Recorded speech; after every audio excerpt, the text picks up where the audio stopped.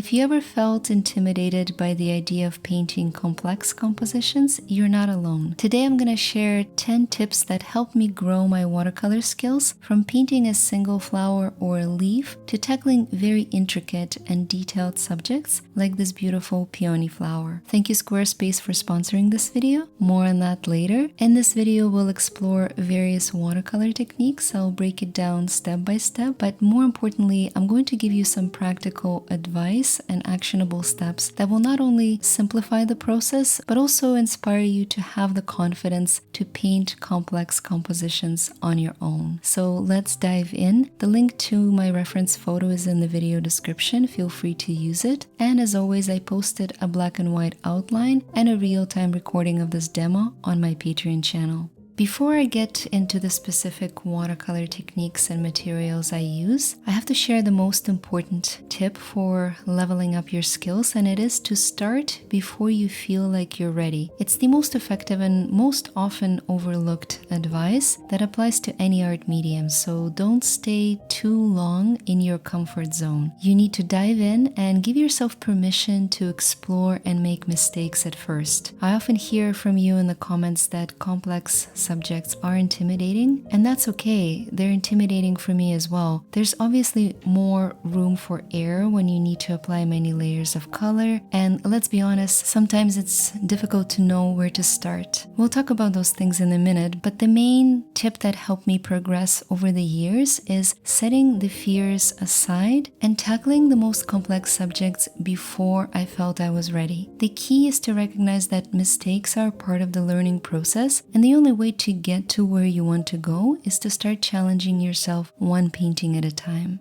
Notice that I started with a very simple flat wash of green around the flower, and my second tip is to break your composition down into smaller, more manageable pieces, like a puzzle. In this step, I'm simply covering the background with a light layer of green. We don't need to worry about the intricate details just yet, or even think about the vibrant petals and what techniques will be required. Surely, I will have challenges along the way, but it's not even on my mind because I know I can at least manage a green wash at first and then decide where to go from there. So if you don't know where to start, break everything down into segments and start with the one you're most comfortable with. Even if you're a watercolor beginner, you know you can paint a simple wash like this, and later on I will help you break down the flower into smaller steps as well. And if you're curious about the colors I'm using, it's Hooker's green, green gold, maybe some aqua green and purple at the bottom, just to distinguish between the sunny top part and the shadows at the bottom. I listed all my colors in the video description below, but the most important thing is to keep it very light at this stage.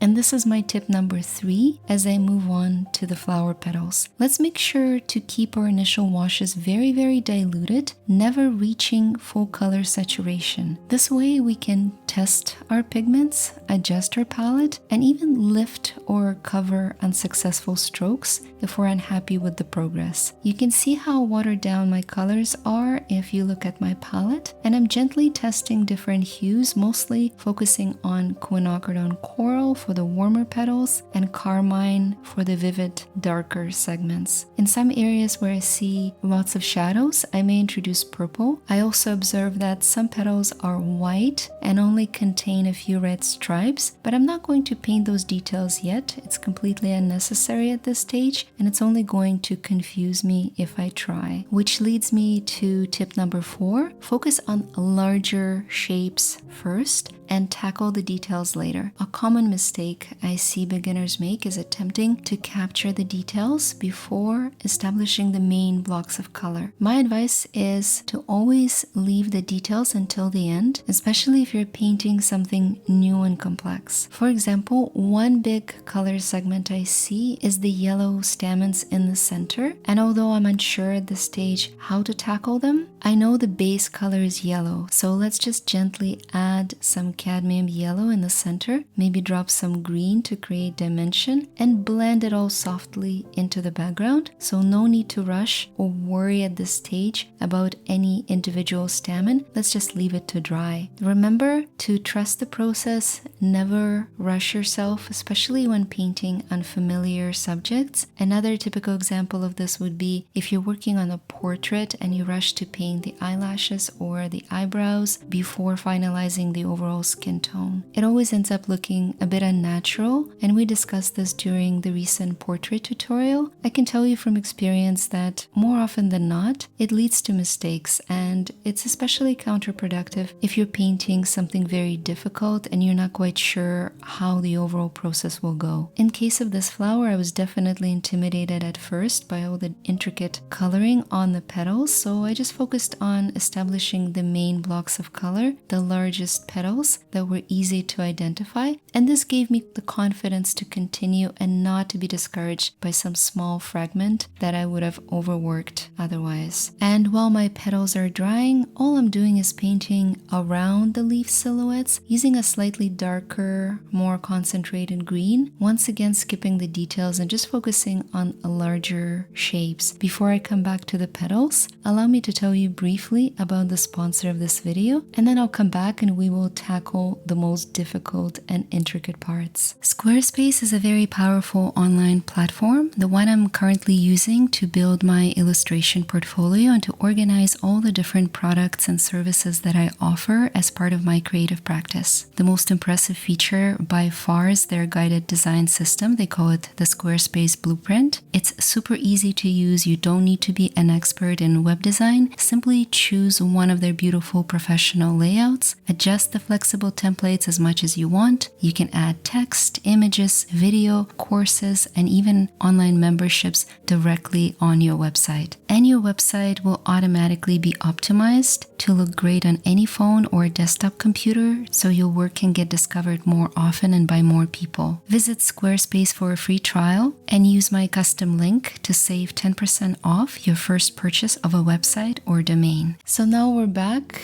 and we have a very light map of color, an excellent foundation to work with. From here on, you can zoom in on any particular segment you like and actually try to work out the details there, still very slowly. And because we have the foundation of light colors, nothing will look disjointed. Everything should be held together, so to speak, by this first layer.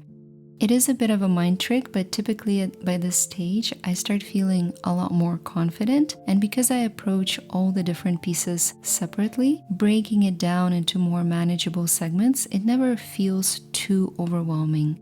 But of course, there will be areas of the painting where you might feel stuck, perhaps not knowing how to capture some of the nuances, even when you have a very light layer established. For me, the biggest challenge here was these complex petals that contained shadows, but also intricate stripes. I took care of some of them by simplifying my sketch, and this is my tip number 5. Don't be afraid to simplify or even omit the details. For example, I also skipped a whole bunch of petals on this secondary flower, the one I'm painting right now. Back when I was sketching the outline, simply combining small clusters into bigger shapes. In some places, I made one petal where there were 3 or 4 in the reference photo, and it didn't take away from the overall effect. The composition still feels full and very detailed, and I could have simplified it even further, going as far as removing that secondary flower completely. So when you're painting this on your own, go ahead and try the same thing. Remove some of the details that you might feel unsure about. Simplify and combine the shapes. Keep only the elements that you feel confident about or the elements that you want to explore and practice on. It's your own work after all, and for example, one of the things that you could do is forego this detailed background altogether, doing like a simple abstract wash of dark green and just focus on the flower itself. It's entirely entirely up to you. And this is my tip number 6. Don't be afraid to add your unique style and your own interpretation of the subject. I think more often than not, we're too focused on achieving realism and translating our references on paper exactly as we see them. And we forget that it's entirely our personal interpretation of light and color, and the fact that sometimes less is more, and giving it a hint of a shape or color segment can be much more effective than trying to recreate all the intricacies of the real life subject on paper. So don't be afraid to simplify, but also add your unique touch. If you feel like introducing an unexpected color combination or even an entirely new element, maybe something you're more familiar with to cover up a segment that you're not sure about, go ahead. It's your work, and I'm definitely taking a lot of liberties here with some of the colors I'm using, simply because I'm fond of this particular combination of coral and carmine, and I'm adding diaxazine purple, not because it's necessary, but because I tend to add it to everything. It's my favorite pigment, and I consider it a personal challenge to find a way to work it into every painting I make. For you, it could be something else, like outlining a particular detail or adding some high contrast areas, maybe softening some edges, maybe even experimenting with gouache. Whatever comes to mind as you paint, don't be afraid to try it. The joy of art is in the process of experimentation, and the rules are there to guide us, but they're meant to be broken from time to time. For example, I had a few of my Patreon students recreate some of the compositions we paint with gold background, and it looked absolutely stunning. I really love seeing your interpretation. So think about some of the things that you can do in this composition or the one you're working on right now, and what are some of the unique touches that you can introduce.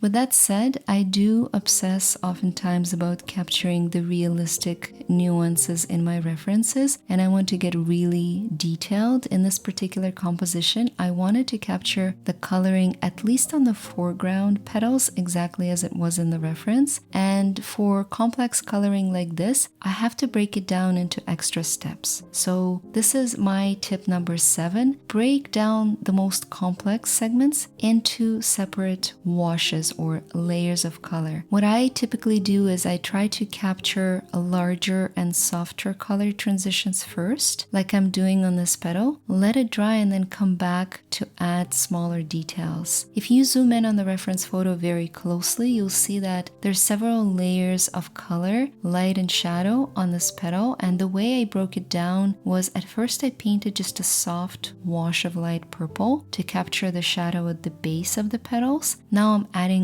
some red coloring, mapping out these vivid stripes using carmine and trying to blend with a clean damp brush in those areas where I want a softer edge. Whenever I want a more crisp silhouette, I'm using the wet on dry method. And I know already that I will have to return at least one more time, if not twice, to paint the darker red and add some dimension to this segment, but I'm not rushing myself right now. It's much better to do it in multiple washes, so I might come back later, maybe tomorrow or later tonight when everything is dry, and give myself some breathing room to reassess my progress.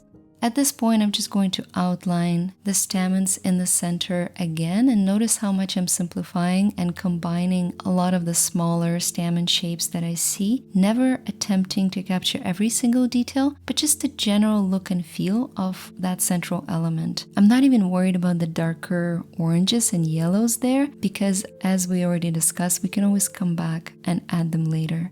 My tip number 8 for painting complex subjects is to focus on your strength. We all have our favorite colors that we know, or strokes and techniques that work particularly well for our style. In my case, it's negative painting. I absolutely love it, and I'm going to give the flowers some rest and work on the background for a while, using negative painting technique to outline the veins inside the leaves. There's no white in traditional watercolors, so I can't really paint these light details on top, I have to paint around them instead. And this is why I started light and now I'm using olive green and sap green to make the leaves look more realistic. You've seen me use this technique before in many tutorials. It's my favorite, especially for botanical art, and you can get as detailed as you want here, capturing as many veins as you see. But again, I'm just focusing on some of the main ones, not trying to capture exactly every detail, but rather the general direction of these lines.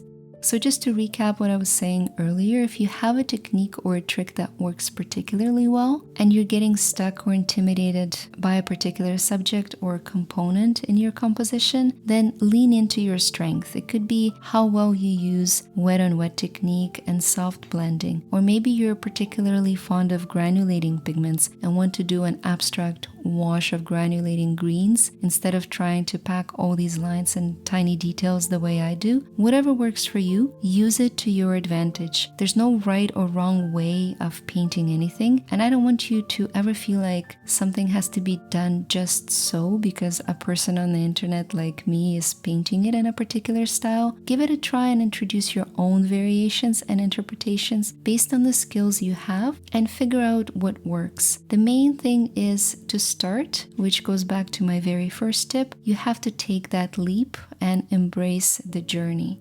This is a nice segue to tip number 9, and the best advice I can give you for handling fear of mistakes or perceived mistakes when you try something new and difficult. I've shared this before in a different context, but basically what helps me deal with feelings of uncertainty or overwhelm when I tackle these big complex things like this flower, it's knowing that I will likely paint it twice. Painting things twice is an amazing way to solidify your learning.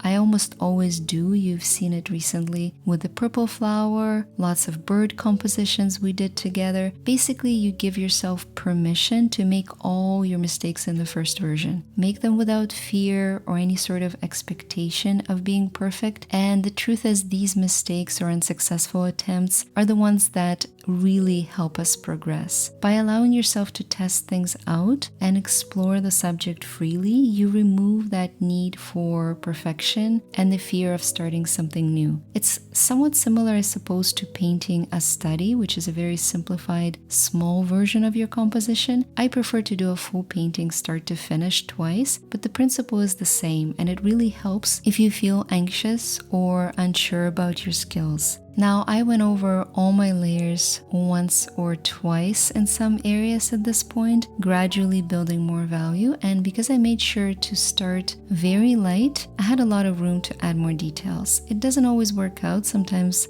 I go too dark too soon, especially when it comes to red pigments. I've made lots of mistakes by overpainting similar flowers in the past, which leads me to the final piece of advice, and this might help those of you who are perfectionists and maybe shy away from painting complex things because you're afraid to fail. So remember that perfection is not the goal, and mistakes are a natural part of the learning process. Instead of fearing them, you need to really accept them as opportunities for growth. Every error brings you closer to mastering the medium, so embrace making the mistakes and always identify learning opportunities after you're finished. So for me, I feel like I need to work more on not overworking my red layers. For you, it might be negative painting or painting leaves in particular. So check out some of my recent tutorials on this technique. I will leave a link in the description below, and share this video with someone who is learning watercolors and maybe needs some encouragement. Don't forget to subscribe. I will see you next week with a fresh new watercolor composition. We're going to paint a colorful parrot. Thank you for watching and painting with me.